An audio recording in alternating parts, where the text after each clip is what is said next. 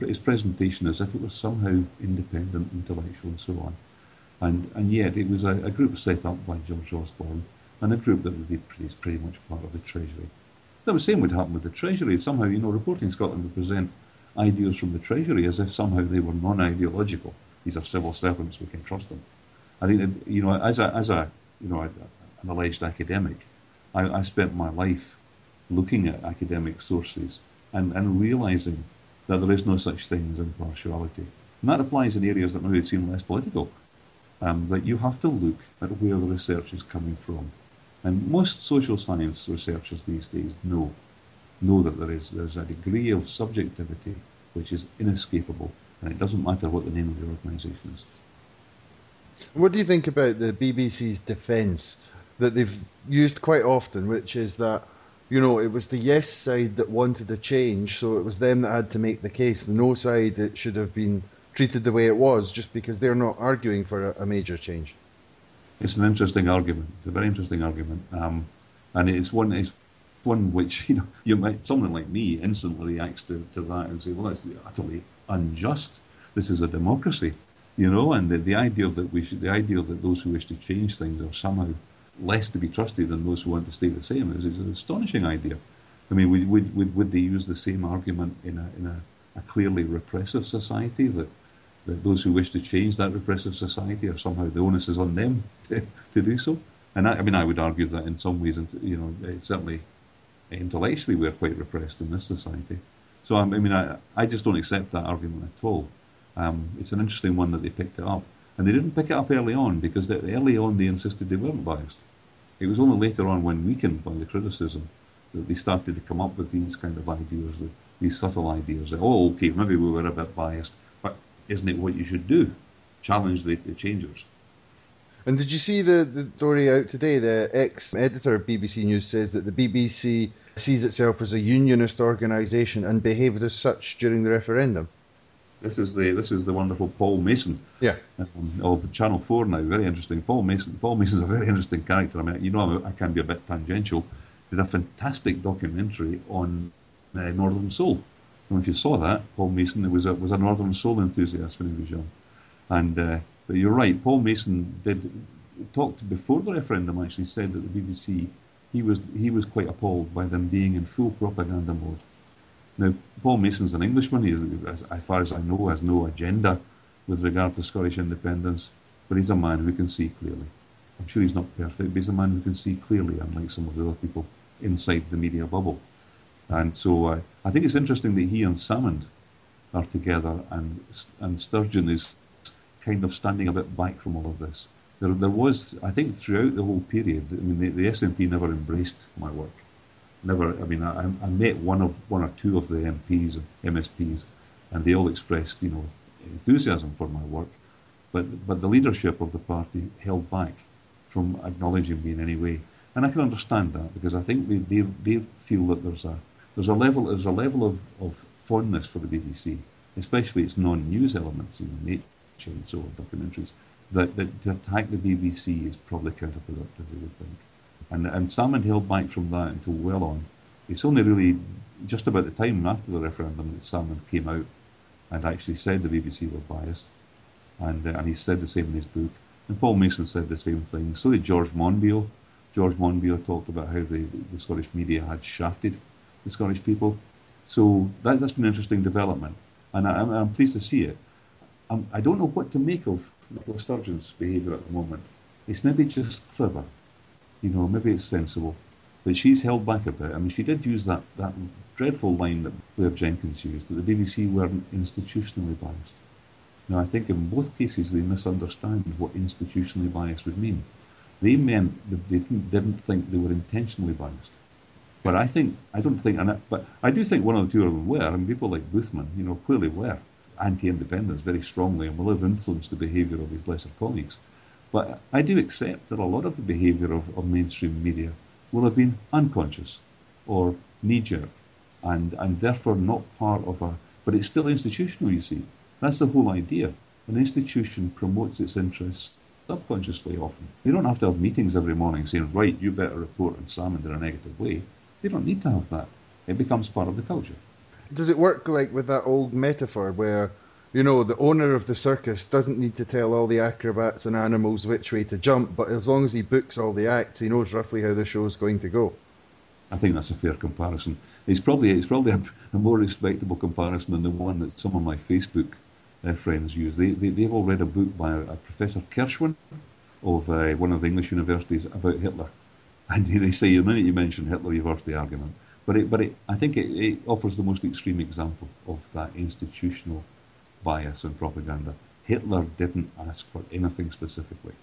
All the minions and the levels below him worked towards the Führer. That's the phrase, work towards the Führer. He asks for nothing specific. He writes a rather vague book, and they all think, what would he like? Oh yes, he'd like death camps. Let's try that. Now, obviously, I'm not saying that the BBC are comparable to the Nazi Party, but there is that tendency in all institutions for juniors to work towards seniors without being told what to do, and it doesn't let the institution off the hook because that's the case. No, not at all. And what did you think about we talked about Good Morning Scotland and Reporting Scotland a little bit. What about on the UK level? Because it seemed as if UK-wide news sort of only started to wake up to the thing in a shorter period before the actual referendum. And at that point it was, actually, this could go either way. And then it sort of moved into full propaganda mode. But it seemed for a long time it was mostly ignored in the UK news. Yeah, I think that was quite indicative, wasn't it? I mean, and my survey showed that there was not much interest, and where there was interest, it wasn't particularly anti-independence. I didn't think it was particularly propagandizing. It just seemed kind of like not very interested, because that's the way it is in this country. I mean, we are a small neighbour of a very large country in terms of population, and I think you're right also that in the last few days they suddenly swung into full propaganda mode behind Reporting Scotland, who'd been leading it pretty much, and added that extra muscle. And whether that was enough to swing the result in the end, I don't know. I think it'd be one of several factors in it. I mean, clearly the scaring all these pensioners to death was probably one of the most important. Blair McDougall's strategy, unashamed strategy. The last thing on the BBC for the moment is, have you been keeping up with Nick Robinson and his ongoing spat with Salmond and etc.? Yeah, well, obviously, I thought Robinson's comments are shameful. I mean, he stirred it up, and then Salmond gets the blame, as if Salmond has stirred it up. It was clearly Robinson who started the whole thing. And I find it quite interesting, his comments on the bullying of BBC journalists by the 4,000 or 5,000 who were outside Pacific Quay that day. I was there that day. I was first to speak, not because I was the most important, but I was first to speak because I didn't have any much time, because I was going inside. And so I spoke to the crowd, and there was a massive crowd. And as you know, that at these crowds, there were some of the kind of wilder and hairier members of the campaign down the front, jumping up and down. And you might have said that was maybe slightly intimidating, but only slightly. And the police, they didn't make them out a charge on the steps or anything. They were fairly well behaved. But I had an interview with China Central Television in one of the studios to actually criticise BBC on the same day. It was quite funny. I said to the crowd, I'm going inside. And they all looked a bit stunned and said, I'd like to take you with me, but I can't. And then I went inside and spoke to China Central TV for half an hour, and then came back out and joined the thing. But to suggest that was somehow like Putin supporters, as Robinson did, is just ridiculous. He's just selling his book, isn't he, I suppose? He doesn't care, he's just selling his book. I think so. But it's amazing the duplicity with the highly edited version of events that he put out, though. Yeah, very much, right. Absolutely. And that's why Salmond felt obliged, I think, to criticise. Salmond's obviously in some ways I find him a more likeable character than Sturgeon, because he seems more human. I don't agree with his politics and a lot of things. I mean, his economics position is well to the right of mine, but I kind of like the fact that he lets things get to him and he speaks out, and I think there's a kind of honesty there, which I welcomed, and typically, of course, he becomes demonised as a result of that.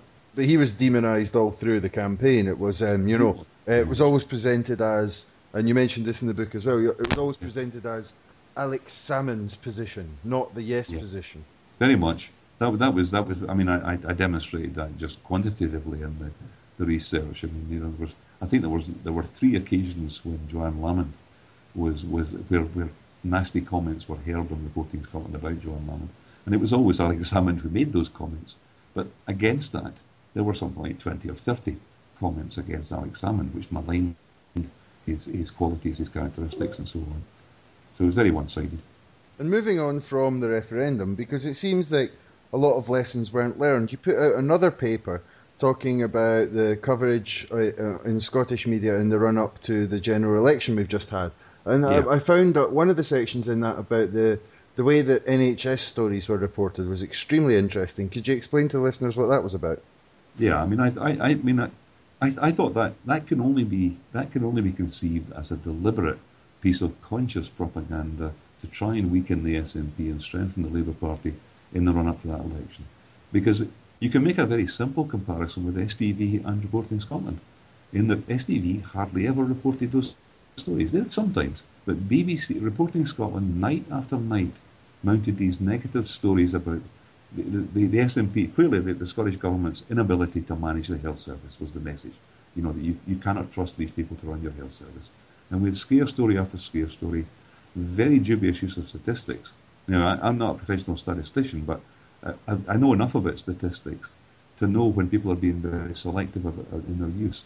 And in all those, I wrote about 24 comments for Newsnet in the 3 months. I absolutely exhausted at the end of it.